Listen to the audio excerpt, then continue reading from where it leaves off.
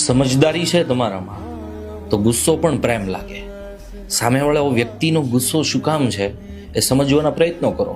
અમુક લોકોનો સ્વભાવ જ એવો હોય કે કાંઈ ન હોય એ વાત ઉપર પણ એને ગુસ્સો આવી જાય ને પછી 5 મિનિટ પછી એને કાંઈ ના હોય. પણ એ વ્યક્તિની ભીતરમાં કાંઈ ના હોય. એ વ્યક્તિ સાવ સાફ દિલનો હોય, એના મગજમાં પણ કોઈ ધૃણા ના હોય. પણ જ્યારે તમે એને સમજવામાં ભૂલ ખાઈ જાઓ ત્યારે હકીકત એનો ગુસ્સો જ્યારે તમે ઈગો ઉપર લઈ લ્યો છો તો સૌથી વધારે દુઃખી પણ એ જ વ્યક્તિ થશે. સોરી કહેતો ફરશે. જ્યારે એને અહેસાસ થશે કે મારાથી ભૂલ થઈ છે ત્યારે સૌથી પહેલો માફી આવીને એ માગશે.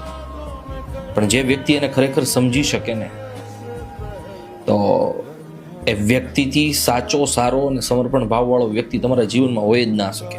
જે મોઢે મોઢી કહેવાની તાકાત રાખે છે, જે મગજમાં ભરીને નથી રાખતો, તમારી સામું ઠાલવી નાખે છે.